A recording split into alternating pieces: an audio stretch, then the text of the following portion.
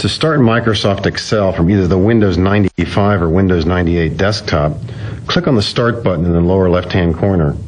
Slide up to the word Programs, and either under the heading Microsoft Office or by itself, Microsoft Excel should be on your screen. Possibly it might say Microsoft Excel 2000. Click there, and Microsoft Excel begins. What we see on the screen is the Microsoft Excel worksheet and workbook arrangement. At the top you'll see it says Microsoft Excel Book 1. That's called the title bar. Book 1 is the temporary name for what could be a file that we're going to save. Now if you formally save this just by clicking on this button right here in the toolbar, it's called, click on Save, immediately Microsoft Excel gives us the option to save this. Now even though we don't have any information yet on anywhere in this particular workbook, by saving it we formally give this a name, and I'll click on Save in the lower right hand corner.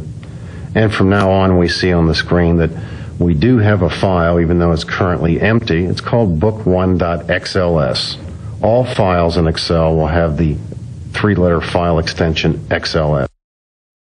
Later in this course we'll talk more about how we save files, where we save files, how we open and close files. At this point, we have a file on our screen called book1.xls. As we add information to our worksheet, we'll be saving later, and we'll talk more about that then.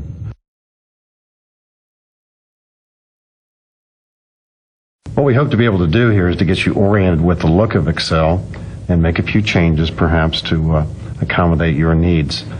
First of all, anytime you open Excel, at the very top of the screen you see what's called the title bar. It of course identifies the fact that this is Microsoft Excel. Notice that it does not say Excel 2000. We'll show you in a minute how to get to that, or how to recognize which version of Excel you're using. To the right of it, it says book1.xls. Although you have nothing in this particular workbook to save, when you do save it, the default name, which you may wish to change, is going to be Book 1, and that's what we see at the top of the screen. When it comes time to saving, we'll talk more about how you name that and how you decide where to save the file. Below the title bar is what we call the menu, and if you move the mouse around the screen and point to the word File, for example, and click with the left mouse button, you'll see a number of commands. As you slide to the right, you'll see some more and more. Our purpose is not to use all of these commands. In fact, as an Excel user, you may not decide to use some of these commands. They may not fit your needs. So don't in any way think that it's important to know all of the commands here. Just as it's not important to know all the words in the dictionary. It'd be nice maybe, but we don't need to know these. However, a few things we need to mention up front here. As you do things in Excel, you need sometimes to call upon commands. And there are a few aspects about the look of these commands that it's worth pointing out right now. First of all, I'm just pointing at the word edit, for example. Notice that some commands at certain points are not choosable. They have what's called a dimmed or a chiseled look. If you click on them, nothing happens at all. Now, depending upon the context, some of these commands will be usable at other times. The ones that are in black, we can clearly use right now. Notice that certain commands like cut and copy and paste, if it were choosable right now, also have to the left of them what appears to be a button. Those are toolbar buttons, which we'll talk about in a bit, but it does suggest that in order to use a certain command or feature, you might want to use the menu, as we're about to use now, or you might want to use one of the toolbar buttons, which we'll talk about in a little bit. And also, with many commands, there's a third way to use them, and that's by using keystroke shortcuts. For example, if you had some information that you wanted to copy, you could select it first and then use Control-C to copy it. And so you will see keystroke shortcuts listed to the right of some commands. And by the way, some of the buttons that you see to the left of some commands are not currently visible on the toolbars, but could be added later. The Edit menu, by the way, is the most comprehensive in terms of having the most commands. If we could slide over to View and Insert, you'll see that most of the other menus aren't quite as prolific as the Edit menu. And again, the emphasis here is not on saying, gee, how do I use this? How do I use that? How am I ever going to learn all these? Well, You don't really learn all of these unless you've been using Excel for a long, long time. You use them as needed. And right now it's a bit premature to use most of these, but we'll come back to them many, many times during this course. We'll talk a little bit about how to use the help system also.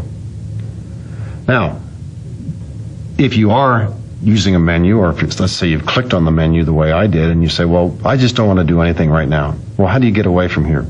You can hit the escape key a couple of times. What a lot of people will do is just slide off and click in the worksheet area, and the menu disappears. And by the way, the area, the broad area down here where I'm using the mouse right now, is referred to as a worksheet, and you see at the bottom of the screen, as we point down there, where it says Sheet 1, Sheet 2, Sheet 3. We have a lot of things to talk about with regard to worksheets, but the file that we are looking at, or let's say the potential file that we're going to create, remember how we pointed that, remember how at the top of the screen where it says Book 1, in Excel, a file is a workbook, and a workbook consists of one or more sheets. When you enter Excel, the default number of sheets that you have in a workbook is 3. You might think of these as kind of a three-dimensional layout. Sheet 1 being like one giant sheet of paper, Sheet 2 another sheet immediately behind it, and Sheet 3 a sheet behind that.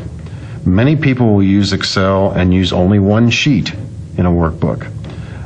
There's very little overhead associated with one additional or two additional sheets. If you added 10 more or 20 more, it does begin to take up more space, and it wouldn't be a logical thing to do. But as we move into the course, we'll mention the idea that multiple sheets in a workbook sometimes are extremely useful and productive. Some people like to keep their data quarter by quarter or month by month, and they like to keep that information on a separate sheet. For the moment, let's just say that your workbook, your brand new workbook, has just 3 sheets in it. You may decide to use all of the sheets, maybe just one. Again, there's no overhead associated with additional sheets unless there are many, many of them. The more proficient you become with Excel, the more likely the need is to arise that you do want to use the additional sheets.